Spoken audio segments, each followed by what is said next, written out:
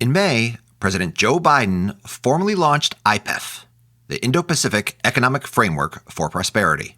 Thank you all for joining today for the launch of the Indo-Pacific Economic Framework for Prosperity. We're launching today with countries from across the Indo-Pacific. We're here today for one simple purpose. The future of the 21st century economy is going to be largely written in Indo-Pacific, in our region. On September 8th, Trade and Commerce ministers from 14 IPEF countries flew to Los Angeles. After 2 days of talks, they announced IPEF's negotiating objectives. These objectives described what the United States, Japan, Australia, India, and all these other countries want in terms of resilient, clean, fair, and connected economies. But this isn't the first time the United States has put many of these same countries through trade-related negotiations. And the last time around, a lot of those trading partners ended up getting burned. How the United States negotiated trade deals in the past, and what we know about IPEF's negotiations today are the topics of this week's show. You are listening to an episode of Trade Talks, a podcast about the economics of trade and policy. I'm your host, Chad Bown, the Reginald Jones Senior Fellow at the Peterson Institute for International Economics in Washington. To help us figure out IPEF, we're going to be joined by Barbara Weisel. Barbara worked in the U.S. government for over 30 years, most recently as the Assistant U.S. Trade Representative for Southeast Asia and the Pacific. Barbara was the chief U.S. negotiator the last time the United States was negotiating a major trade-related deal in the region. That means Barbara Weisel was the chief negotiator for the TPP. Barbara, welcome. Thank you, Chad. The story of the TPP, or the Trans-Pacific Partnership, actually begins with a little-known trade agreement called the P4. The P4 is a deal between the tiny but mighty trading economies of Singapore, New Zealand, Chile, and Brunei.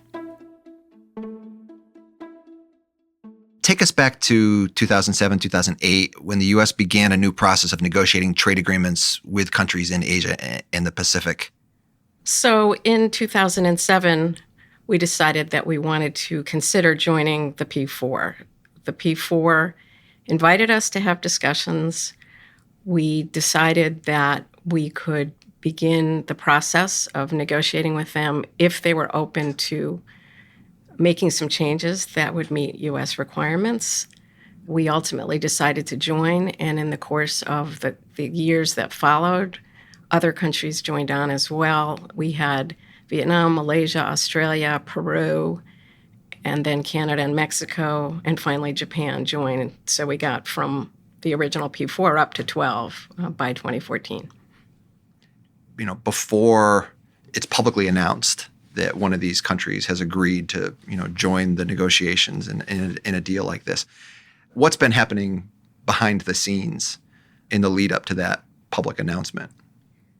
Before we agreed to allow another country to join, and in fact, even before we joined the P4, there were months and months of discussions bilaterally about what the U.S. would need to include in the agreement in order for us to go ahead and launch, or in order for us to add another country to the negotiation. We didn't want to launch negotiations, go through an entire negotiating process, and then reach the conclusion knowing we were never going to get congressional approval.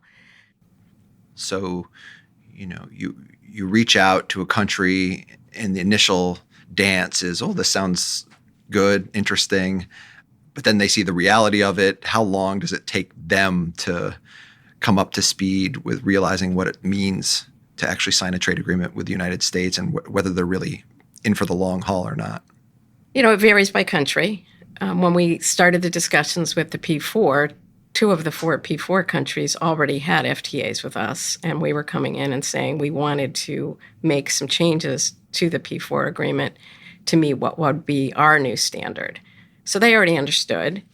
Some of the other countries, I think, took a lot longer to truly understand how serious we were about their being ready to make those kinds of commitments, and the degree of understanding we wanted to be sure they had at a political level in their countries.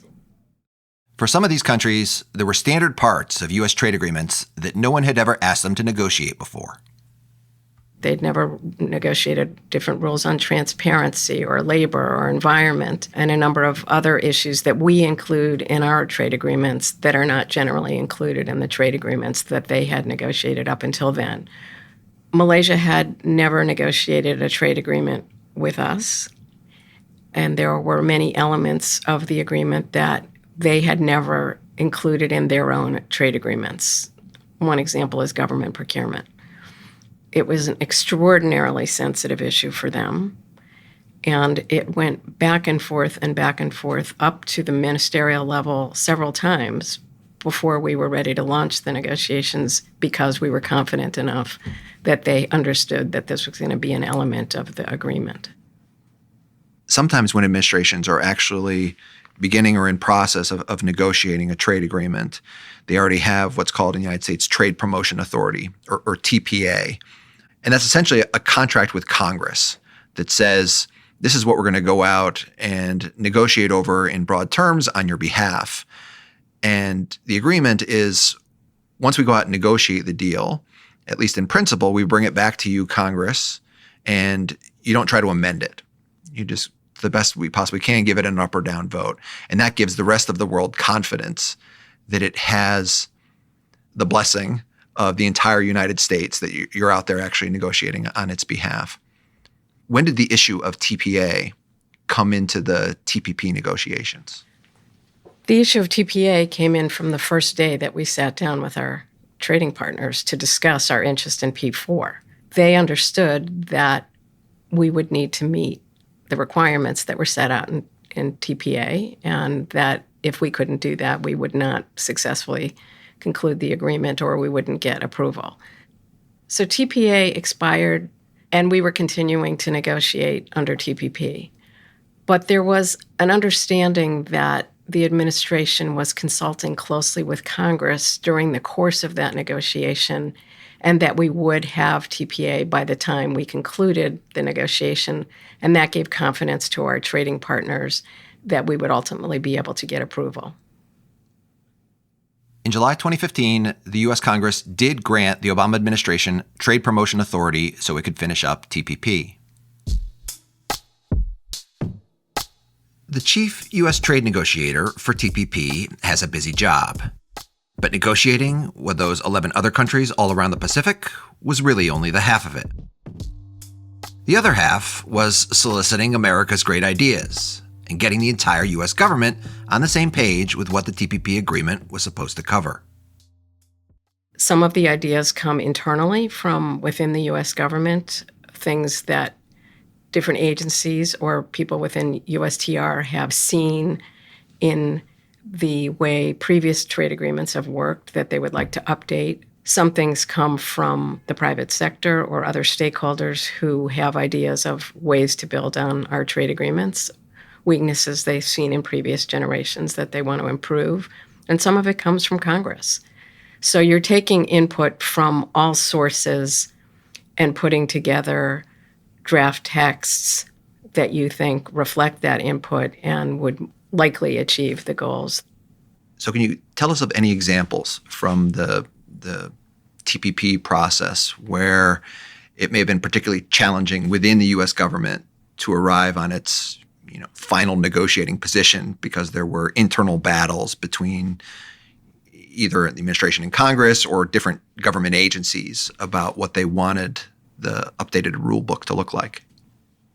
There are a lot of examples here. You reminded me of one on regulatory coherence, which was an issue that the U.S. proposed adding into TPP because we thought that having more coherence in our regulatory systems would make for more seamless trade across the region. And we did not, in USTR, consider this to be a particularly controversial issue for the U.S. But as it turned out, when we circulated the draft proposal across agencies, including regulatory agencies, they didn't see it that way. They thought that the draft could tie their hands and limit their space to propose or implement new regulations. And it took quite a bit of back and forth with the regulatory agencies to get them comfortable with the language that we ultimately put forward. I'm laughing because I remember some of those meetings, being at those meetings at the time and watching as a spectator, sort of it going back and forth. How about other examples? State-owned enterprises was a new chapter that ended up in TPP. Were there any interagency controversies there within U.S. government? This was a chapter that everyone understood was really important and that we developed new provisions that would discipline SOEs. But when we got to the details of developing the proposal, it was controversial within the U.S. government, especially in those agencies that thought that programs that they ran could be covered. So, for instance, Treasury programs that might run afoul of the obligations, or USDA programs. And then, of course, Congress was looking at an infrastructure bank at that point, which they were concerned might be covered. On labor standards, the TPP was also proposing some pretty big changes. One problem historically had been with Mexico.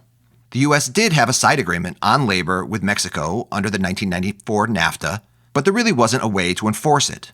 In TPP, the new labor provisions would now be enforceable. They would apply not only to Mexico, but to all of the other trade agreement partners, including countries like Vietnam and Malaysia. And that wasn't all. Another big innovation in TPP was that we negotiated bilateral side letters with countries on which we had specific concerns.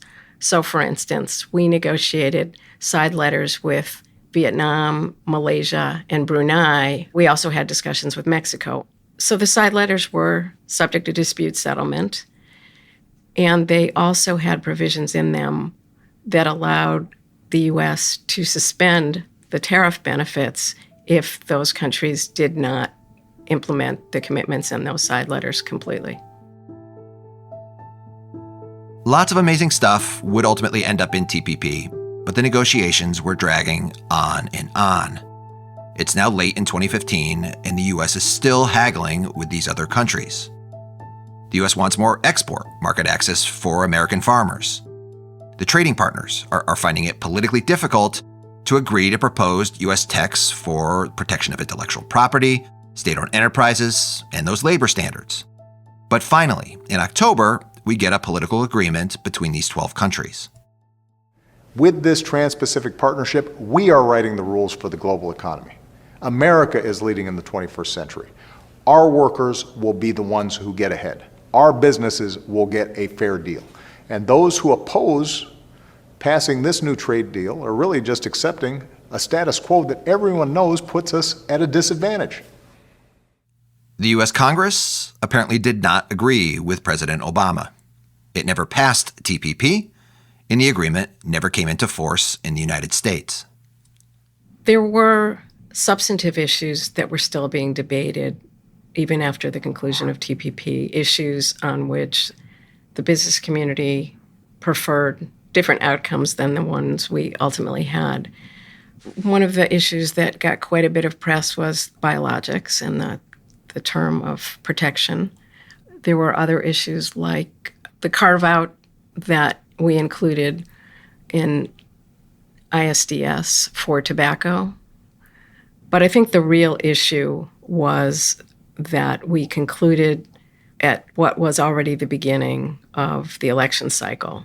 And this issue got caught up in the politics of the 2016 elections. And there was a lot of anti-trade sentiment that built during the course of that campaign.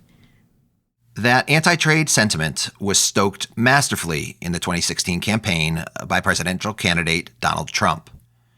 He won the election, and on his first Monday in office, Trump withdrew the United States from the TPP. Everyone knows what that means, right? We've been talking about this for a long time. Thank you. Great thing for the American worker, what we just did. Over the course of the next 4 years, President Trump took a very different approach to trade policy. He renegotiated NAFTA, the agreement with Mexico and Canada, into something called the USMCA. He renegotiated the U.S. agreement with Korea. Trump also signed a bilateral deal with Japan, one of the countries that had been left behind when he had said no to TPP. And after more than 30 years of government service, Barbara retired in 2017. So she was not involved in all those Trump-era trade negotiations. From the perspective of a trade negotiator, what are some of the ways that the Trump administration carried out negotiations differently from how they had been done in the past? So USMCA was negotiated under TPA, as previous trade agreements had been. But the other trade agreements that they negotiated were negotiated as executive agreements that did not require congressional approval.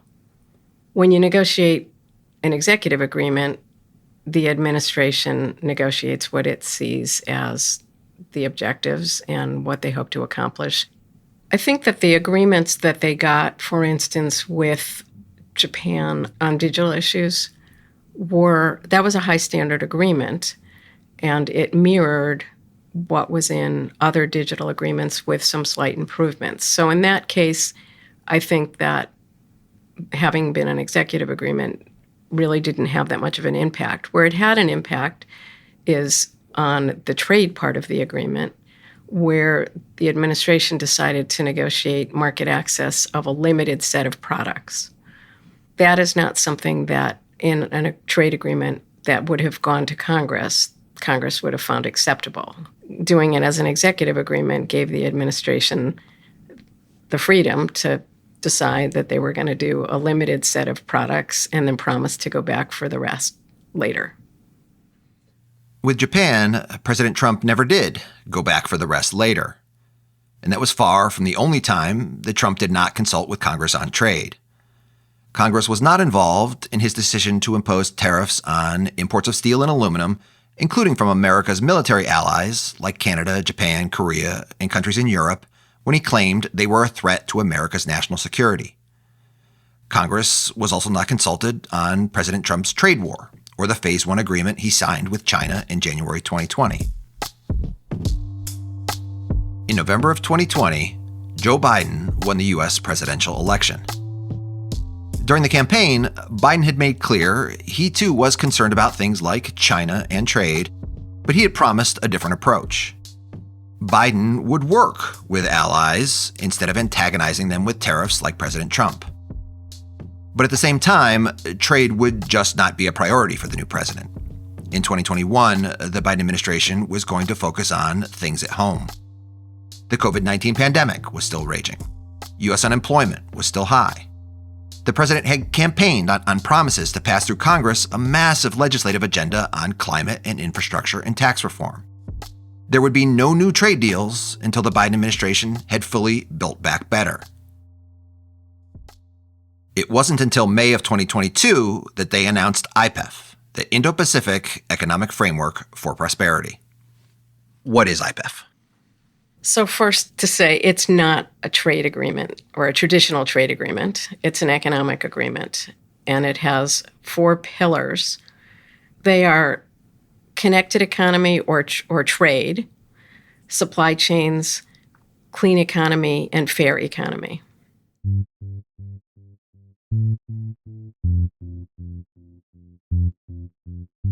On September 9th, the IPEF countries released their negotiating objectives, 11 pages of text. So Barbara and I took out our red pens, scouring them for clues. To be clear, though, no one really knows yet what IPEF is, not even the negotiators. And that may turn out to be really important. But we do already know what IPEF is not. Sort of. The administration has made it clear this is also not TPP. TPP carries a lot of political baggage domestically in the United States still. But in some ways, it might be like TPP. In what ways could you envision IPEF having similarities to TPP? There are some objectives that they have set out for the trade pillar that could overlap with TPP, and that is in setting new rules that would apply to the region.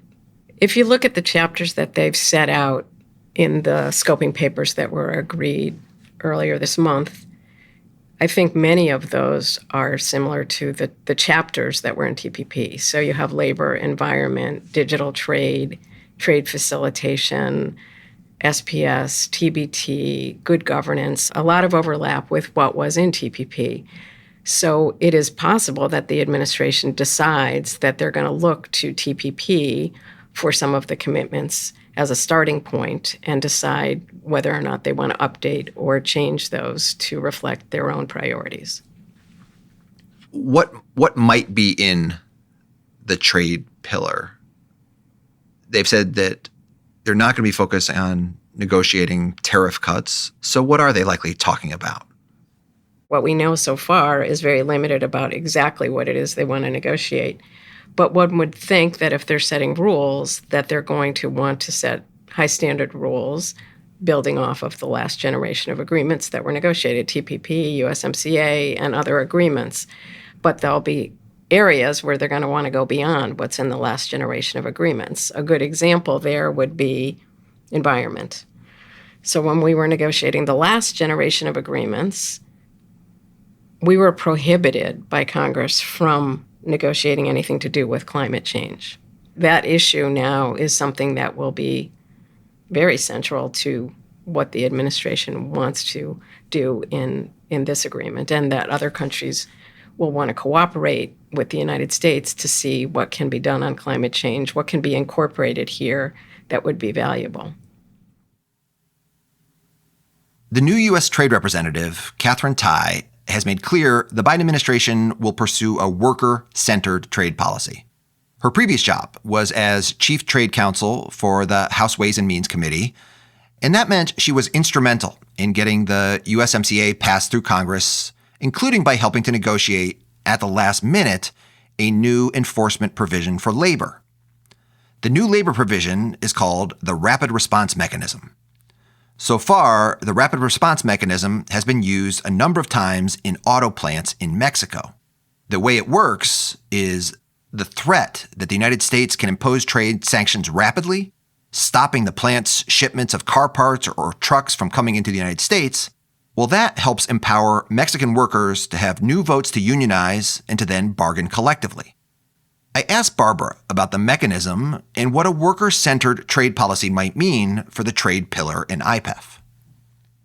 I mean, on labor, what I think could be the outcome is a mechanism that's like the rapid response mechanism, but without all the rules surrounding it. So governments would consult, there would be engagement with the private sector, but not under a formal dispute settlement process or a formal rapid response mechanism. I think they may have in mind something that looks like it without the formality of it. We don't really know yet how they intend to reflect their priority of including worker-centric provisions in this agreement. We see that they've included language suggesting that it's important in all of the pillars. So they're clearly thinking about it. You can imagine some areas where they would like to update the last generation of agreements, digital trade being one of them, where they might want to look at, for instance, gig workers and how if there are appropriate commitments that would cover gig workers in this negotiation. The second pillar in IPEF is supply chains. Is it fair to say that there's a supply chain pillar because of all of the supply chain disruptions, that this is the new buzzword and every agreement from here on out is going to need to have a supply chain resilience component to it? Well, for the foreseeable future anyway. I mean, the administration picked the topics they picked because those are the topics that are on the minds of countries around the region. Those are the priorities for every government. So supply chain resilience is one of those priorities. And therefore, I think the governments wanted to figure out if there's a way to work together to reinforce the resilience of each other's supply chains. One of the supply chain issues out there is the concern of excessive geographic concentration of certain supply chains in China and getting more geographic diversification. Things like critical minerals, personal protective equipment, things like that.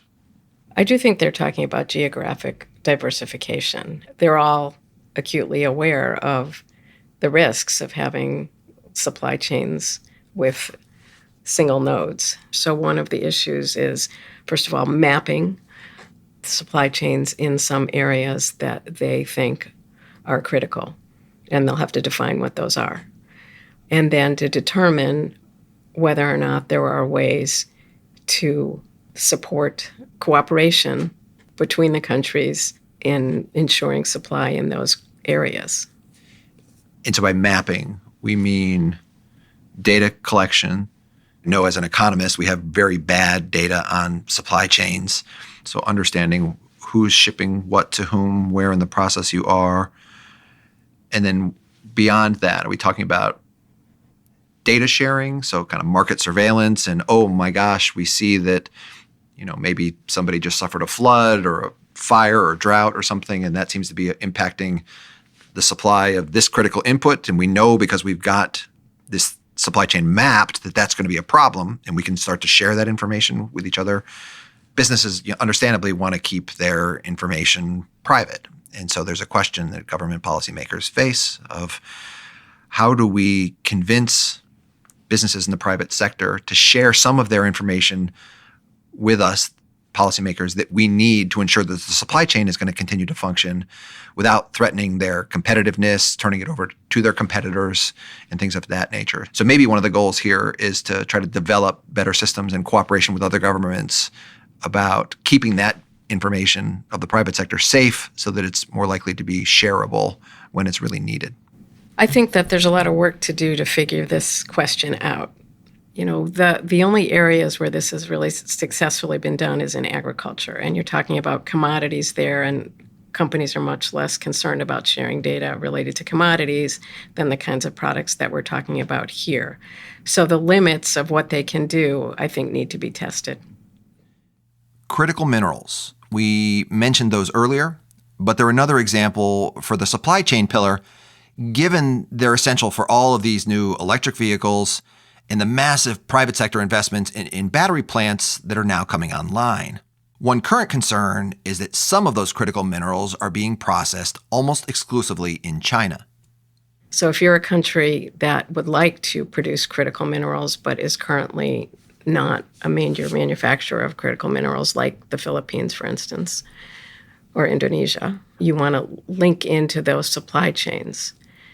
And you would like to have investment in your production of those inputs, but then you want to have an assured supply chain throughout the process that links to the auto manufacturers.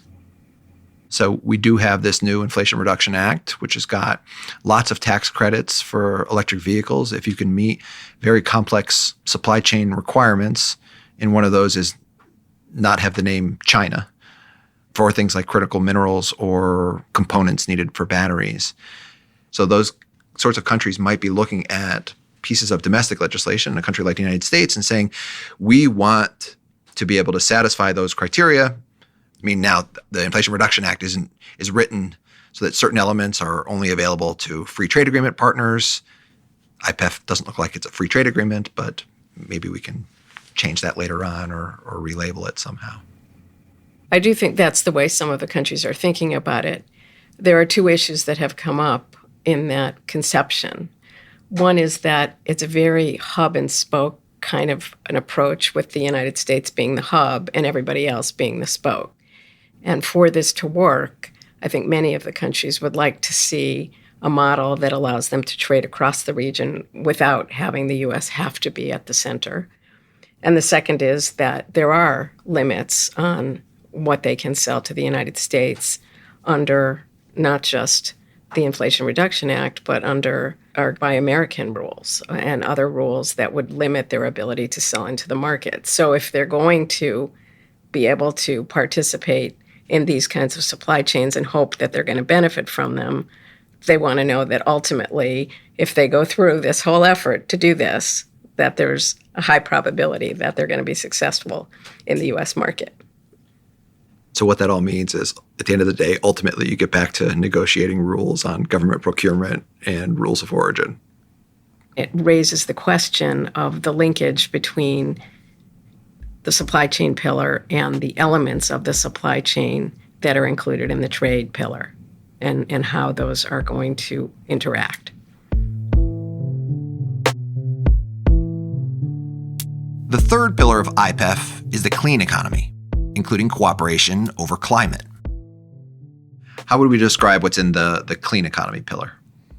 There's a lot of discussion of cooperation on R&D and sharing best practices and promoting low and zero emission goods and agricultural sustainable practices. And I think that what you come away with there is that we all are looking to support each other's climate transition. How can we best do that through this agreement? But the question is, are they going to simply be sharing best practices, or are they going to be trying to develop standards that countries would have to meet to promote those goals? The more difficult question in this negotiation is that in the United States, we're still figuring out what those regulations ought to be in a lot of these areas related to climate, as they are in many of these other countries. This clean economy pillar could also be one where the United States is open to learning from those agreements that other partners are already negotiating between themselves. You can see in the language of the documents that were released that there were some proposals that were drawn from the green economy agreements that Singapore and Australia are planning to negotiate. And so other countries have thought about what can they do in the trade space that's related to green economy. One of the things that they've talked about potentially is rules of origin for green goods, so that you would look at the carbon content in supply chains and measure it, and then maybe have some sort of facilitated trade for green supply chains, or maybe you're just promoting green supply chains that way. The fourth and final pillar of IPEF is the fair economy. The negotiating objectives language here involves transparency and also cooperation to tackle things like corruption and tax evasion. In the United States, tax and anti-corruption policies are usually handled by the U.S. Treasury.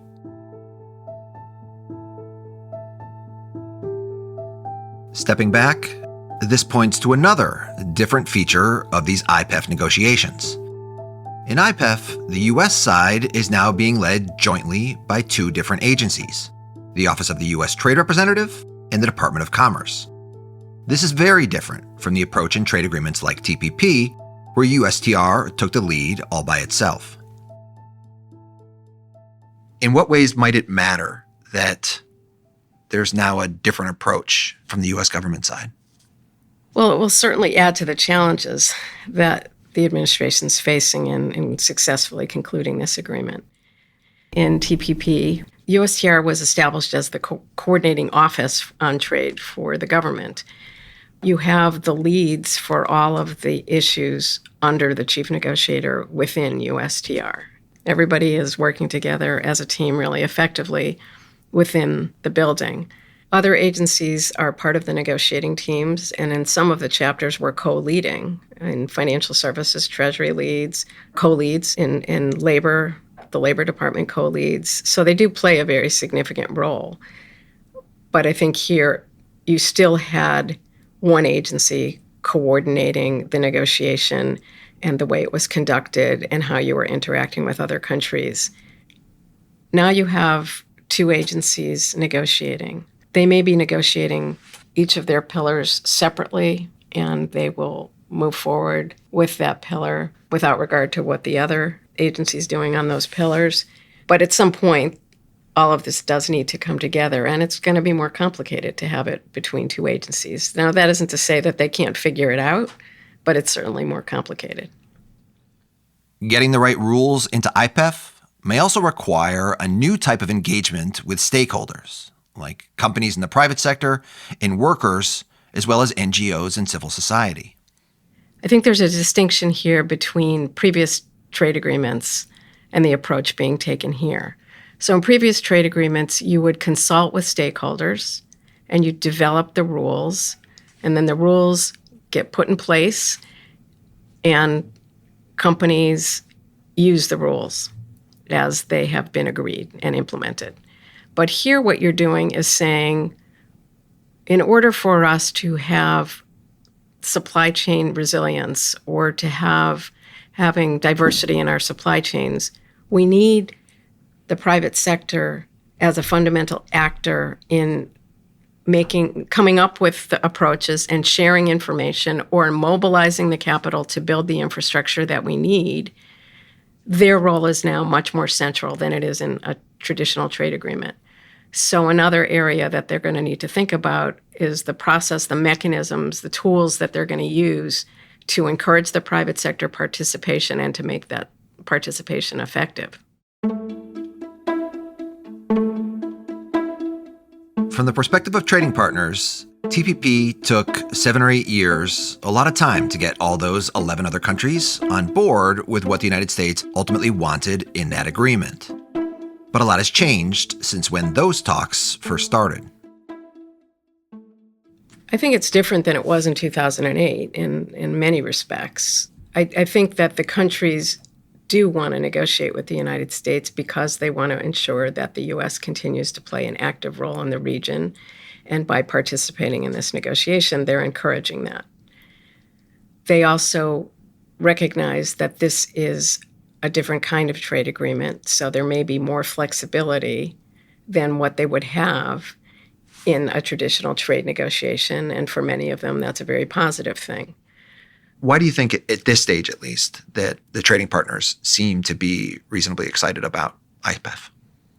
I think that they see this as an opportunity to participate in the development of these initiatives or these commitments in new areas that haven't been included in previous trade agreements. The United States clearly is still thinking through its approach and what kinds of proposals it wants to put forward, but it is being presented as a very collaborative process where they're looking for input from all of the countries.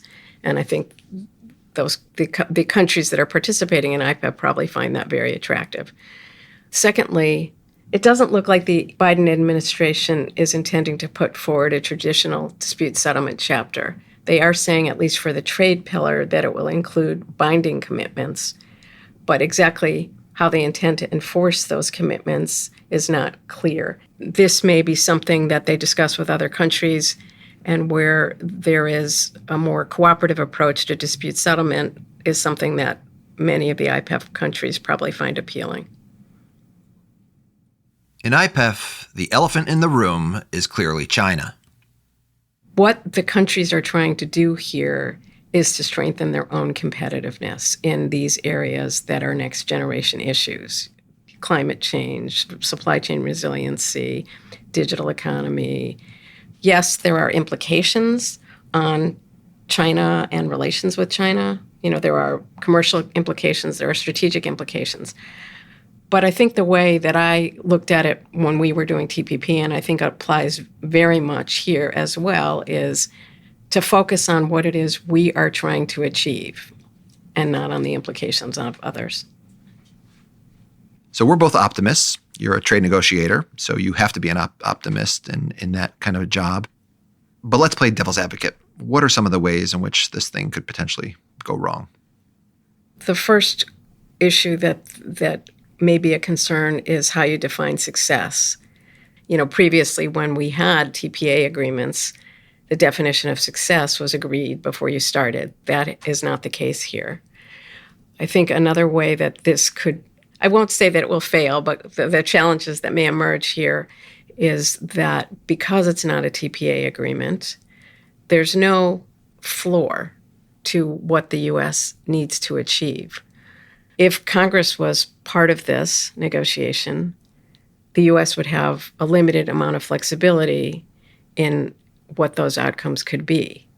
But here, if there's pushback from some of the other countries, the United States may be in a position of having to negotiate weaker commitments in order to reach agreement, or they might lose some of the other countries. I think there's also some concern about the fact that it's an executive agreement and whether, if there's a change of administration, there will be either withdrawal from this agreement or a new administration takes a completely new direction. There is also a worry that countries are choosing to negotiate IPEF as 4 separate and discrete agreements. A traditional trade agreement would be negotiated as what we call a single undertaking. So nothing's concluded until everything's concluded, and everything's linked across chapters, and there are trade-offs across chapters that allow countries to find solutions to things that they have as priorities and trade them off between one chapter and another. But here, because this is not being negotiated as a single undertaking, those trade-offs don't exist. You're going to need to reach agreement within each pillar, independent of what's done in the other pillars. That gives you less flexibility and room to negotiate in ways that you do when it's a single undertaking. So if you wanted to, for instance, achieve a high standard outcome on labor in the trade chapter, and another country was looking to get benefits, and those benefits are in, for instance, the clean energy pillar, that country could decide that they'll take the benefits in the clean energy pillar. We mobilize capital, we support infrastructure development through that pillar, and they'll take that benefit, but they will withdraw from the trade pillar. Where's your bottom line as of today on IPEF? I think they have a lot of work to do to fill out the details of the proposal. But having been a trade negotiator myself, where people are constantly doubting your ability to develop the proposals in a way that make them meaningful, I feel like I need to give them time to do that. There are a lot of important elements of this agreement, and some of these are really groundbreaking new areas that have not been included in previous trade agreements. So let's give them the room to succeed. Let's support them where they can and hope that they're successful. Barbara, thank you very much. Thank you for having me.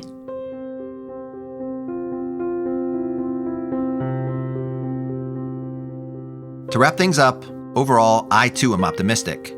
There's a lot to like about a new approach that's inclusive, collaborative, and where countries are not just getting a take-it-or-leave-it offer from the United States. But trading partners should be clear that this approach carries its own risks. They have newfound responsibilities. In the old days, under TPA, what the U.S. wanted from other countries was clear almost from the beginning. Here, if objectives turn out poorly defined or misunderstood, IPEF could fail. The worry is IPEF ends up being like the WTO's Doha round, negotiations which went nowhere for 15 years before they were ultimately scrapped. From the American side, there's also some concerns about the market access issue. U.S. exporters continue to face relatively high tariffs from countries in the region like Vietnam, Malaysia, and certainly India. IPEF negotiations may deliver amazing new rules and standards to underpin resilient supply chains for a cleaner and fairer economy, but in order for American companies to take advantage of those fantastic new rules, they need market access. And if you don't reduce other countries' tariffs, American companies may not be able to fully participate in the region's supply chains. The last worry involves this approach of separating the four pillars. A benefit of the old approach of a single undertaking is that it allowed for trade-offs across pillars. I lose a little in this pillar, but it's offset by massive gains in this other pillar. But today, if the pillars are not linked, maybe none of the key countries participates in that first pillar.